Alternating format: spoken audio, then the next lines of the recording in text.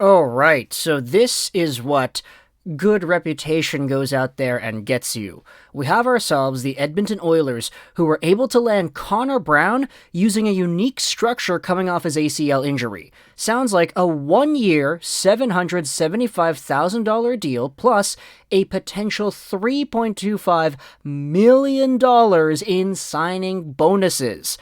However, it'll only count as $775,000 on the cap. Now, I don't know if this is completely how it's going to work. Darren Dreger says it's just going to be Connor Brown, $4 million with the Oilers. We had ourselves some other people saying, yeah, Connor Brown going to Edmonton, 1-year deal, whatever. 1 year, $4 million for Connor Brown is what Pierre LeBrun goes out there and says. But either way, this is an intriguing deal, for sure. Mostly because Connor Brown, at his best, can be a legitimate middle to top 6 caliber forward. And we're always talking about how the Oilers need better forwards, right? So for Connor Brown, the reason this entire ACL injury is a big deal is because the 29-year-old forward only played 4 games last season with the Washington Capitals. He had 0 points, but he was out like a light. So seeing Connor Brown get this opportunity, he's coming back and he's going to be getting $4 million essentially to play for the Oilers. It's going to be interesting to see his tour of the Canadian cities continue on. He was in Toronto. He was a pretty good player in Toronto, all things considered. He went over to the Senators, had a career-high year, 43 points, 71 games played, was even pretty good in 21-22, 39 points in 64 games played.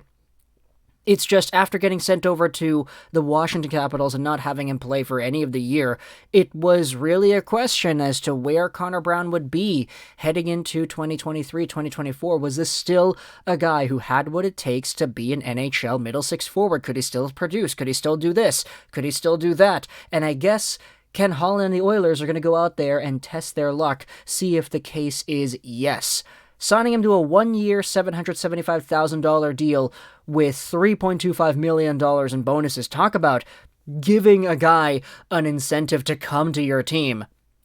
This is going to be a pretty interesting situation to keep your eyes on as it goes forward. Now, with all the insiders saying the same thing, oh, it's Connor Brown, $4 million, 1-year deal, whatever, I'm interested in seeing who's actually going to be right here. Is Sarah Bailey's assessment going to be correct that it's only going to count as $775,000? Because if that's the case, then the Oilers signing a guy who was a pretty capable middle 6 scorer this entire time to a $775,000 cap hit, that's a pretty good contract. And if the bet works out, then hey, Connor Brown gets his signing bonus. He gets $3.25 million, and it does not count against the cap. The Oilers pay it out of pocket because, I mean, okay, it's the Oilers. They're going to spend money because they want to improve their hockey team, right? It makes sense.